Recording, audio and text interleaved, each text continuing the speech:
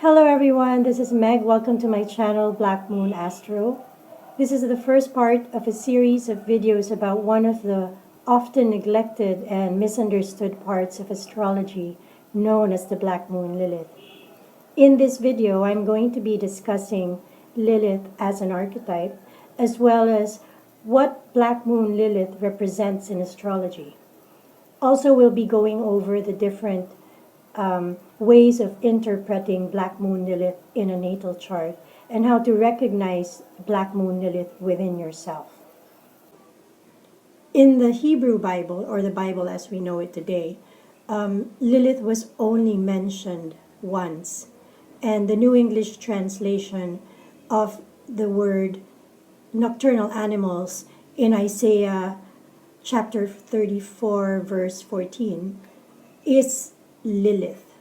But Lilith was taken from the word Lilu in the Akkadian language, which meant demon. Not necessarily a female demon, but a demon. So it has been translated from the Hebrew text to English as Lilu, meaning demon, synonymous to Lilith, and Layla, meaning night. So Lilu, demon, Layla, night. So female demon of the night.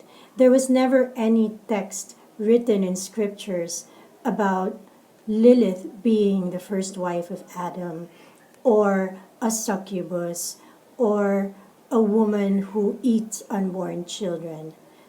This was actually taken from another text which was satirical, called the Alphabet of Ben Sirach. And from that, the famous archetype of Lilith as a woman who fled the Garden of Eden and refused. Lilith fled the Garden of Eden and went to the Red Sea. And so when God sent the angels to ask her to return to Eden, she refused because she didn't want to lie beneath Adam, which implies not being his equal. So the story about Lilith being an icon for gender equality in the feminist movement and in modern pop culture came from this story, the Alphabet of Ben Sirach, or Sirach, or Sirach. I'm not sure, but it was a satire. Black Moon Lilith is the part of ourselves that we deny. However, in all the years that I have been working with Black Moon Lilith and studying the archetype as well as how she behaves in a natal chart, I have seen that not most people recognize Black Moon Lilith in themselves. So it's even much more difficult for an astrologer to tell a person that this is your Black Moon Lilith and this is what it represents and this is how it's going to manifest, because sometimes the person themselves don't know this. And therefore, because of this, Black Moon Lilith is crucial in understanding yourself. She has to be brought to light, and the way to do this is to observe her, to observe yourself. And in astrology, Black Moon Lilith is a point in the orbit of the moon which is oscillating and furthest from the earth. So it is really very hidden and dark. It is the darkest point of the moon. Like I said, Black Moon Lilith needs contemplation for you to be able to recognize her in yourself. But Black Moon Lilith is crucial because what I've seen in Black Moon Lilith by observing people whose charts I've read and myself and people close to me is that when Black Moon Lilith remains hidden or unacknowledged, she comes out when we least expect it, and she is uncontrollable and she is wild. It's when people snap, those times when you just lose your temper, or you hear stories about people who suddenly go crazy and it's so out of character. You see, your Black Moon Lilith doesn't always show itself. You see, she rears her ugly head only when she's triggered. And to understand these triggers, you need to observe yourself. The first thing you need to do when you look at Black Moon Lilith on a chart is to look at the sign she's in. This sign is going to show you what triggers Black Moon Lilith. Of course, the next thing that you need to check is the house. The house is going to tell you in what areas of your life you're going to be receiving most of these triggers. Another thing that's very important to note when studying Black Moon Lilith on a chart is that she always works in tandem with the moon. Because she's a point in the moon's orbit, the moon will tell you how she's going to internalize these triggers.